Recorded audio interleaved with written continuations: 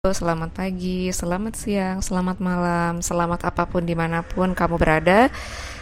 Halo, selamat datang di Deep Thought with Nurul. Oke, jadi hari ini adalah episode pertama dari podcast ini. Aku ucapkan selamat datang buat kalian yang baru pertama kali mendarat di sini. I'm so happy to have you in my podcast. And di podcast ini aku bakal ngomongin banyak hal tentang kehidupan, probably sharing-sharing tentang apapun yang sedang terjadi di dunia kita, dan probably hal-hal tentang pengembangan diri, karena itu adalah materi yang menurut aku bisa menolong banyak orang. Oke, untuk episode kali ini aku bakal ngomongin tentang satu hal yang aku yakin kita tuh pasti ngalamin semua ini. Nah, hal itu adalah tentang kesepian. Kita akan ngobrolin tentang kesepian. Oke, kenapa aku pilih tema ini?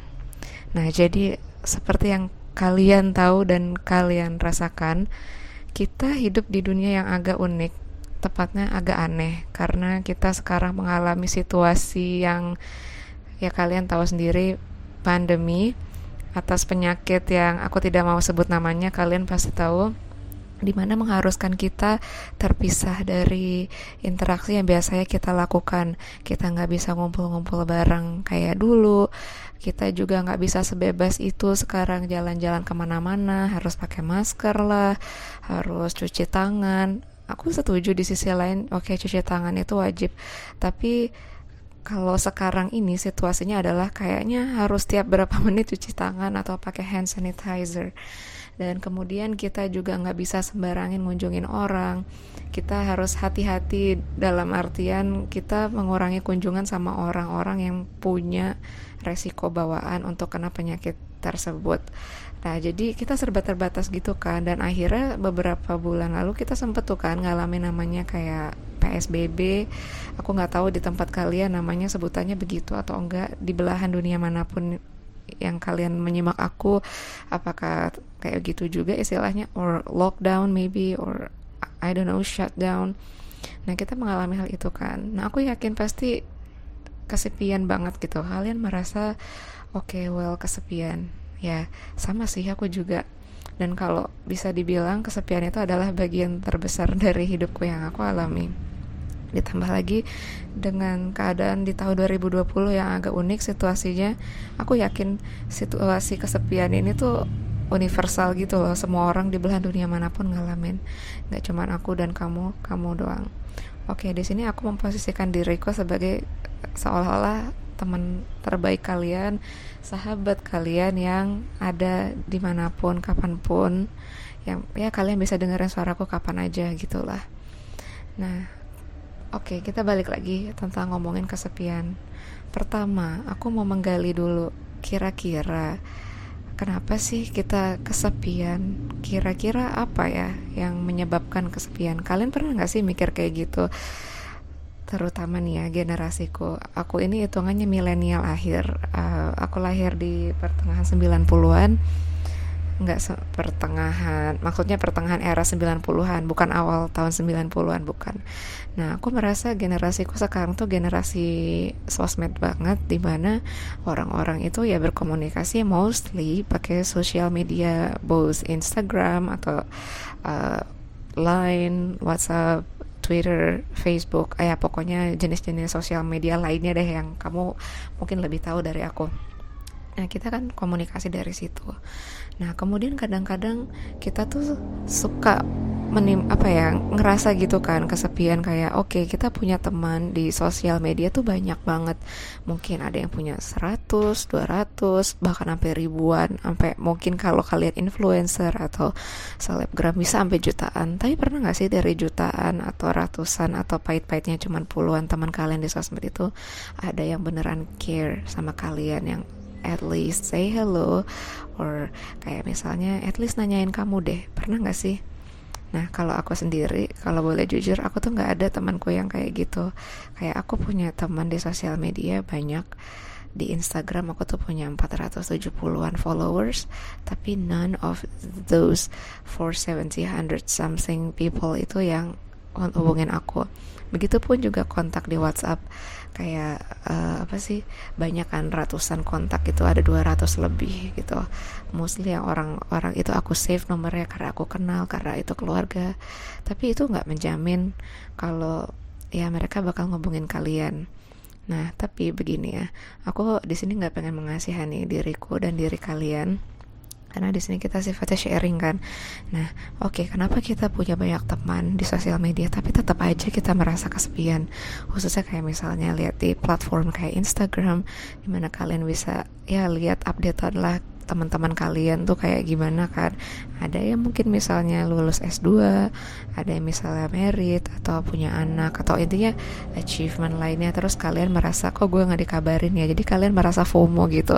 Nah itu kan yang bikin kalian kesepian, ya gak sih? Salah satunya, ini aku nebak aja sih, aku gak tahu apakah situasinya itu seperti itu di kalian, atau mungkin kalian punya penyebab kesepian yang lain yang mungkin kalian bisa share di kolom komentar di bawah ini. Nah, jadi oke, kita balik lagi, kenapa kita kesepian? Kalau menurutku karena kita itu kurang berhubungan sama diri kita sendiri. Selama ini kita tuh terlalu sibuk untuk memantau hidup orang lain. Coba deh kalian perhatiin, dari 24 jam kita hidup, bangun tidur misalnya, pasti buka handphone kan, terus habis itu nih, kalau aku sih mengamati aja nih, merhatiin orang-orang yang handphone, pasti yang pertama kali dilihat itu notifikasi dari si sosial media yang kita punya, ya kan, ya entah apapun lah bentuknya. Nah dari situ kalian kayak ngecek tuh updatean orang-orang di sekitar kalian, apapun bentuknya. Nah dari situ kalian tuh kayak merasa aku ketinggalan ya, kok aku nggak merasa kayak ditemenin gitu. Nah aku familiar banget sih dengan perasaan kayak gitu karena aku sering jujur ngerasain perasaan kayak gitu. Nah dari situ kelihatan kan sebenarnya kalau kita tuh kurang fokus, kurang in touch dengan diri kita sendiri. Kita lebih fokus sama perkembangan orang lain. Nah di sini aku nggak ingin menggurui, aku di sini cuma pengen bikin kita sama-sama sadar, kita selama ini kesepian karena salah kita sendiri. Karena kita terlalu fokus ngeliatin hidup orang lain, kita terlalu fokus untuk gimana caranya orang lain suka sama kita, gimana caranya gue bisa ngejilat biar orang lain tuh tetap mau main sama kita, ya kan. Nah gitu, maaf nih kalau agak vulgar gitu ya, kayak ya kan, tapi begitu kenyataannya. Kita tuh lupa gitu sama diri kita sendiri. Padahal kalau kita lihat lagi, kita adalah sahabat terbaik diri kita sendiri, ya kan. Dari lahir ya kita bersama kita gitu, roh kita bersatu dengan badan kita, kayak mereka selalu bersama, gak terpisah satu pun gitu. Nah dari situ kayak mungkin mudah-mudahan kalian dapat pencerahan, kayak oke, berarti kan kita harus aware, sadar sama diri kita sendiri, ya kan. Nah kemudian gimana caranya kita bisa sadar gitu sama diri kita sendiri, apa sih yang harus dilakukan gitu untuk bisa nyaman dengan diri kita sendiri. Aku kebayang banget sih begitu kita menyadari kayak gue kok jelek ya, atau kok gue kayak nggak se-wow dia badannya, atau misal kok gue nggak sepintar dia ya, atau bisa banyak lah hal-hal perbandingan lain yang bikin kita tuh kayak minder sama orang lain, karena kita menganggap orang lain jauh lebih superior, orang lain lebih punya segalanya, iya kan. Nah kita setelah menyadari hal itu, berarti kan ada sesuatu yang miss ya di situ. Kenapa kita benci banget sama diri kita? Emang kita melakukan salah apa dengan diri kita gitu? Emang apakah orang lain yang menurut kita baik itu bakal menilai kita sekasar itu sama kita, ya kan? Belum tentu gak sih? Kayak misal kalian menilai diri kita jelek, atau diri kita gendut, atau misalnya intinya diri kita gak berharga gitu lah, sampah banget. Nah apakah nih, coba dipikir dibalik gitu perannya, apakah kayak orang yang kalian nilai itu bakal ngomongin hal yang sama kalian? Kan belum tentu gitu. Kadang kesepian itu kita ciptakan sendiri dengan menciptakan pikiran-pikiran yang negatif gitu kan. Dan aku tahu banget, paham banget kalau pikiran negatif itu pasti gampang banget muncul gitu, nggak usah diminta aja pasti muncul. Kalian bangun tidur terus mengalami sesuatu yang kurang enak pun pasti Yang pertama kali adalah pikiran negatif yang munculnya nggak sih? Kayak aku ngalamin banget sih hal ini. Kayak emang rata-rata ini sih menurut ilmu psikologi sih, ini yang berdasarkan aku baca, berdasarkan aku riset. Kalau kalian pengen riset siapa psikolognya, kalian bisa cari tahu, namanya Katie Morton. Katie Morton ini psikolog asal Amerika. Dia ini terapis gitu. Nah, Katie bilang kalau sekitar, kalau nggak salah, 70% dari pikiran kita selama kita sadar gitu ya, maksudnya pas kita lagi nggak tidur, itu kebanyakan adalah pikiran-pikiran negatif. Nah, dari situ aja ketahuan kan, kayak oh iya, makanya itu kenapa pikiran negatif itu gampang banget kan kita bangkitkan gitu, ketimbang pikiran yang positif. Kalau misalnya kamu dengar pikiran yang positif, kayak misalnya nih ada orang yang memuji atau apa, itu kan pasti ngerasa kayak apa bener ya nggak sih, kalian dan aku pasti kayak ragu gitu, kayak beneran gak sih, atau nih orang cuma pengen ngejilat doang, atau apa sih ini maunya nih orang, ya gak sih, kalian pasti kepikiran kayak gitu.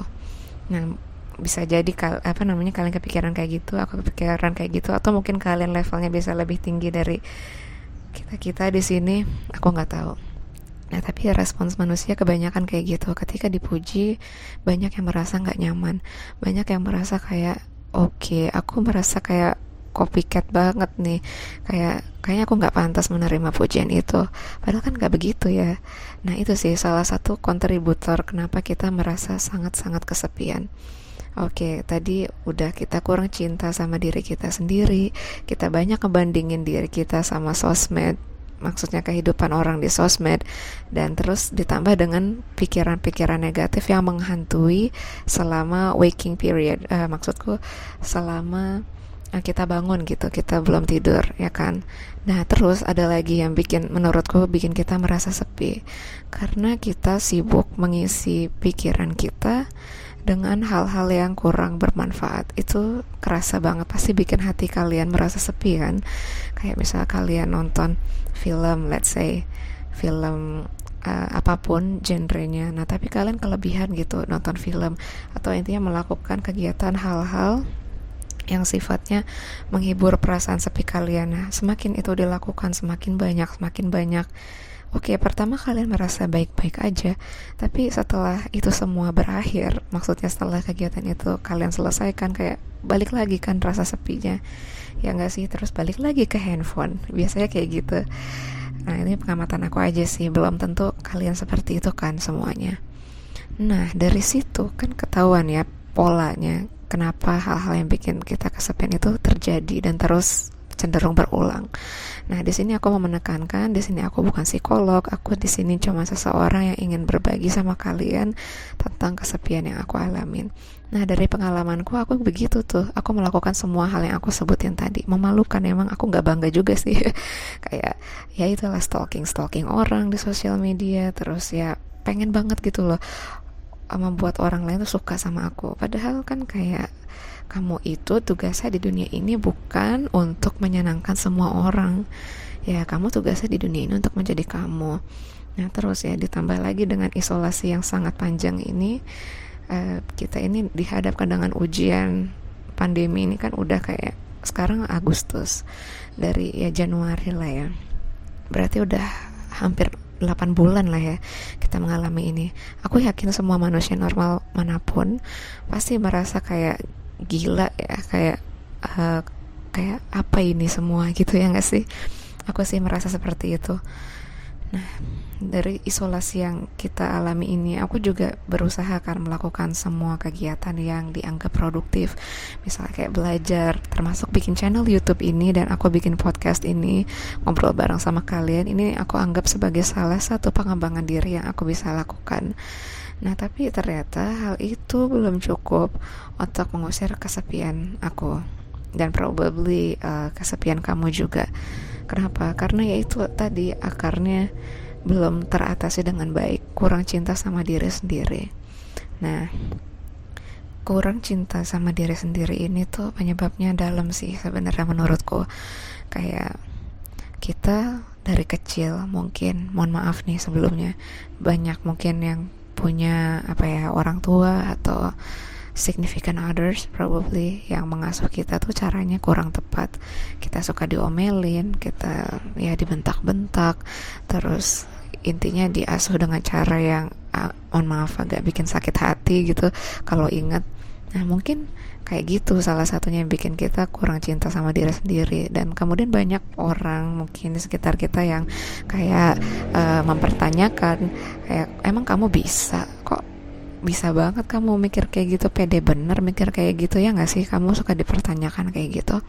Nah kita senasib gengs, kayak semua orang tuh seolah-olah mempertanyakan kemampuan kita gitu kan. Dan kadang-kadang merasa kayak, ih gak punya teman banget ya gue, makanya ya mungkin makanya itu gue dikata-katain, suka merasa super serendah itu.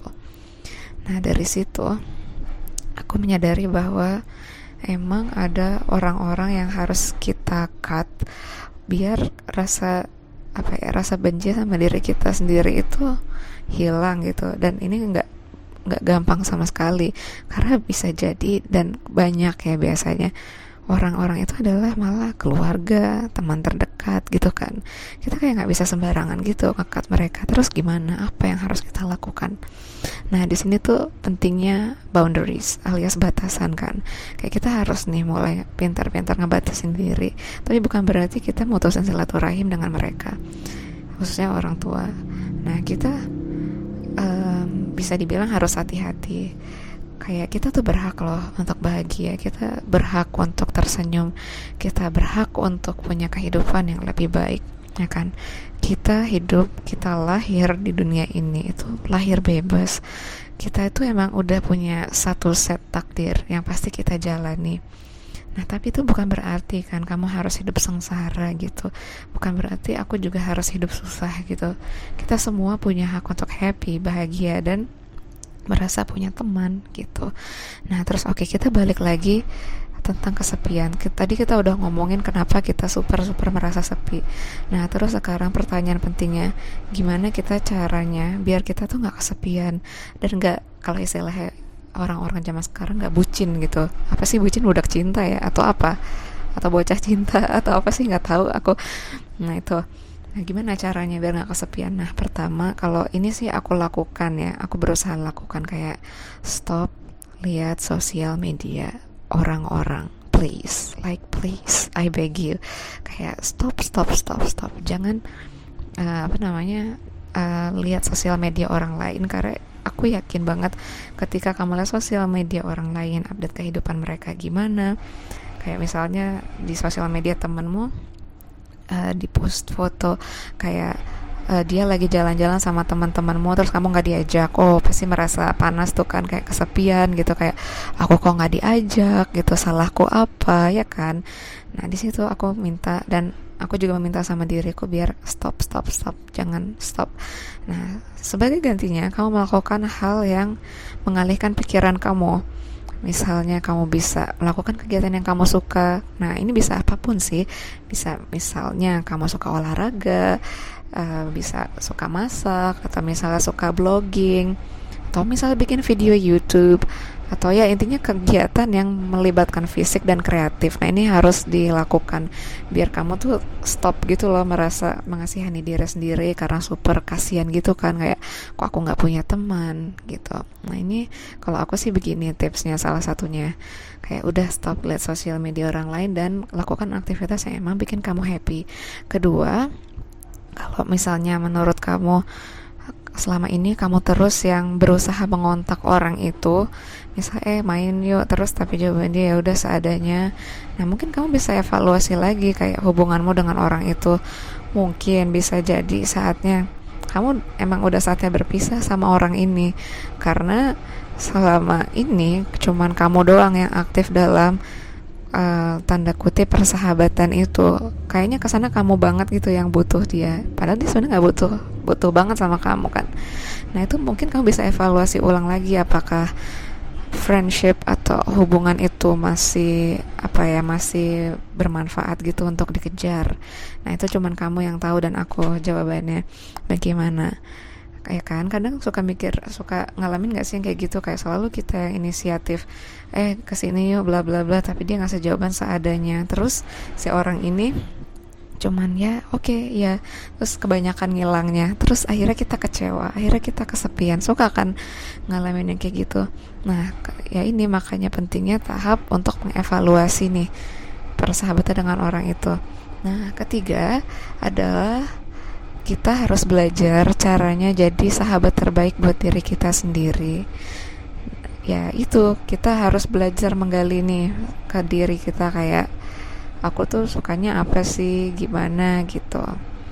Nah terus kira-kira kegiatan apa ya yang cocok buatku gitu. Jadi kalian mempertanyakan diri kalian sendiri, kayak oke, aku cocoknya di A, B, C, D. Mungkin aku bisa melakukan hal ini, hal itu gitu. Nah, jadi kalian di sini menentukan sendiri gitu loh, kayak originalitas kalian. Apa sih yang bikin kalian tuh benar-benar merasa kalian dan aku gitu. Nah, di sini bukan berarti aku bilang sama kalian gak usah temenan, kalian jadi diri kita sendiri. Bukan gitu. Aku cuman pengen bilang kayak misalnya stok temen kalian tuh yang aku sebutin di kasus pertama tadi, yang cuman one sided relationship atau one sided friendship, dimana kalau yang teman kalian doang butuh pasti mereka datang, tapi ketika mereka senang-senang atau ya pokoknya lagi happy itu pasti ninggalin kalian. Nah itu yang kayak gitu yang harus dievaluasi. Tapi kalau misal kalian punya teman yang circle-nya positif, yang selalu suportif, tapi emang orangnya sibuk, nah menurut aku nggak ada salahnya untuk keep in touch dengan yang kayak gitu. Nah kemudian tadi kita udah ngomongin soal menemukan diri gitu kan. Nah kemudian mungkin meskipun di era isolasi ini kalian bisa tetap terhubung dengan orang lain, kayak mungkin kalian pernah dengar aplikasi yang namanya Seven Cups. Nah di Seven Cups itu kalian bisa bikin kayak semacam forum, pertanyaan apapun tentang psikologi atau misalnya nanya hal-hal random lainnya, kalian bisa bikin forum di situ, bisa bikin pertanyaan. Nah di situ kan bisa jadi komunitas juga gitu kan. Nah kemudian kalau misal kalian merasa nggak cocok dengan kayak gitu, kalian mungkin bisa coba tips lain, seperti misalnya kalian memelihara hewan peliharaan. Nah aku mencoba tips ini sih. Aku punya kucing peliharaan sekarang. Dulu aku benci banget sama kucing, tapi setelah aku menyadari bahwa binatang itu kasih sayangnya sangat tulus loh kalau kita sayang sama mereka, dan itu cukup mengisi rasa kesepian aku sih. Karena si kucingku ini namanya Princess 3.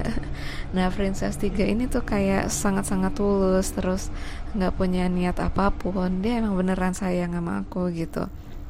Nah dari sini kita juga belajar kan dari binatang, kalau kasih sayang itu gak harus terkait materi, tapi ya emang berdasarkan kamu mencintai sesuatu gitu kan.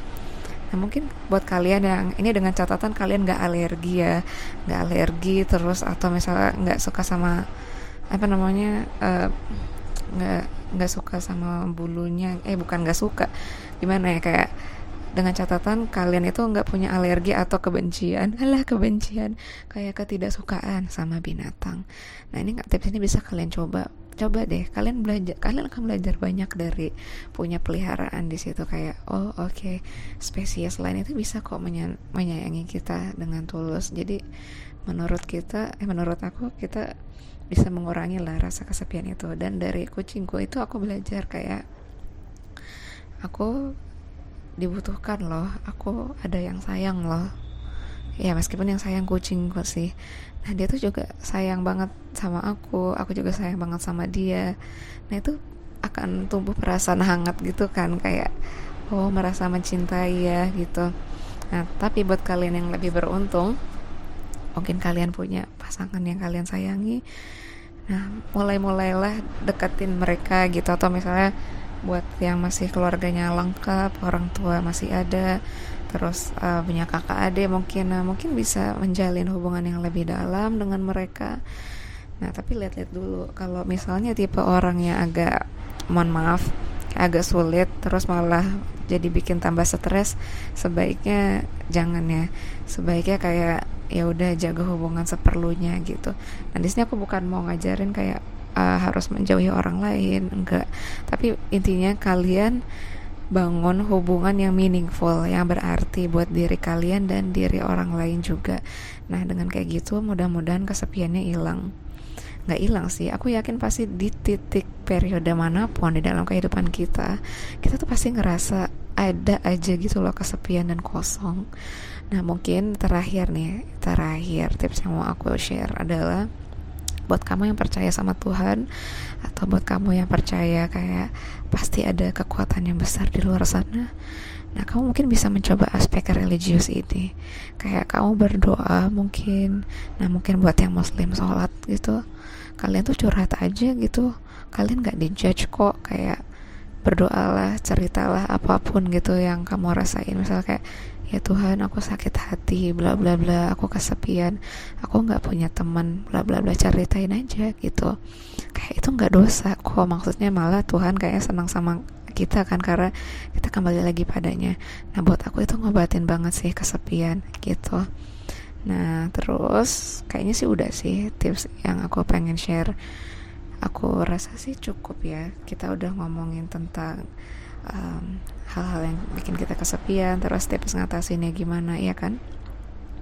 Nah, dari situ aku berharap mudah-mudahan tipsnya bermanfaat. Dan aku sebenarnya lagi struggle juga untuk nerapin tips ini. Jadi di sini kita sama-sama mendukung ya. Nah, kamu anggap aja aku tuh temanmu, dan kamu kan juga teman-temanku kalian kan di komunitas ini, ya nggak sih? Nah, aku harap kita bisa ketemu di podcast selanjutnya. Mudah-mudahan harinya menyenangkan selalu ya.